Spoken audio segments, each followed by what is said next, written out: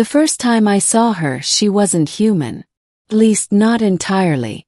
She stood at the edge of the crater that had torn through the northern plains like a wound. Her skin shimmered faintly beneath the pale sun, as though woven with threads of starlight. Her eyes, enormous, luminous and silver, watched me with a calmness that made my chest tighten. I had been part of the first human expedition to land on Erythra, a planet orbiting the blue star Tyros 9. We thought we were alone. We thought the only things we'd find were rocks, ice, and maybe some primitive life forms. But then there was her. Her name, as I would later learn, was Ilyara. And my first words to her, words I would regret and cherish for the rest of my life, were spoken out of nervous bravado. "You'd make a cute wife." I said it with a half-smirk, trying to hide the fact that I was trembling inside my envirosuit. The rest of the crew was busy running scans, cataloging mineral samples, and arguing about energy readings from the crater.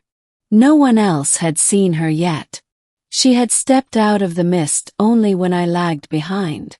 I expected confusion, maybe hostility, or for her to vanish back into the haze. Instead she froze. Her luminous eyes widened, and her breath came sharp and quick, as though I had just spoken some sacred vow. Then she leaned forward, her lips parting in a whisper that seemed to echo in my very bones. "I accept." And just like that, my life, and perhaps the future of two civilizations, changed forever. The beginning, a strange bond. The weeks that followed were chaos. My crew discovered her existence soon enough, though discovered doesn't quite cover the shock of seeing a humanoid alien step into the light of our camp. She was tall, slender, with faintly iridescent skin that seemed to shift colors under different lighting. At first, most of the team wanted to keep their distance. Commander Delane argued that we should treat her as a potential threat. Dr. Haskins wanted to sedate her for study.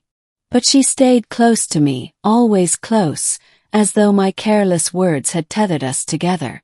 Turned out they had. Ilyara's people, the Erythai, had ancient traditions.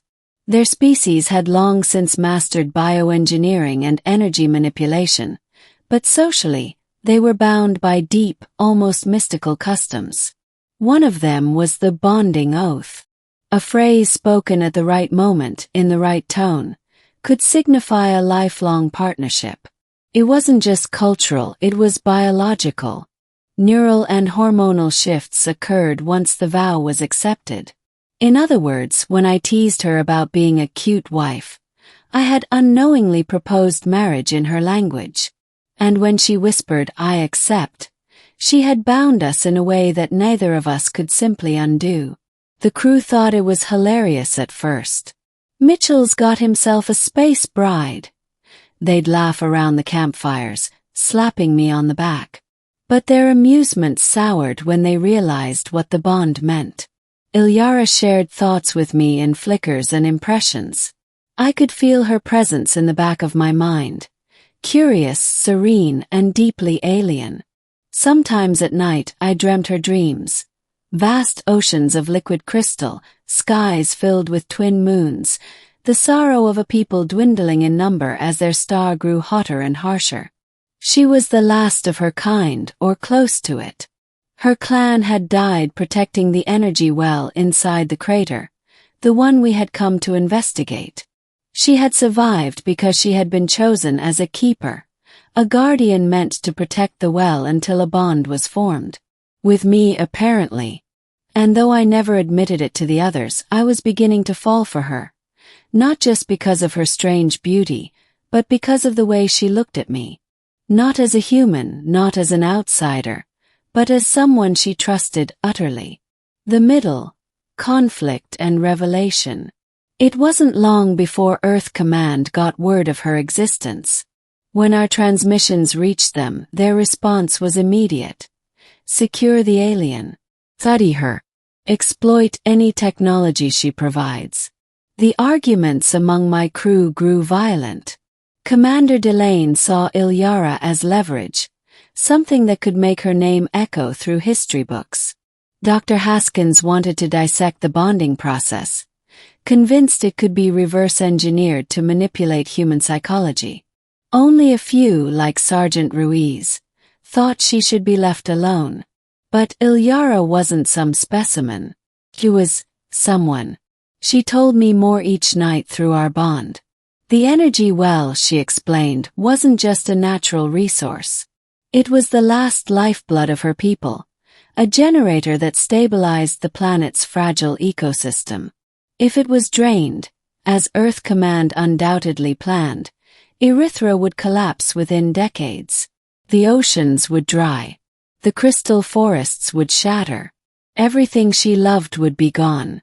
Then we'll stop them, I told her one night. Her silver eyes softened. We bonded as one.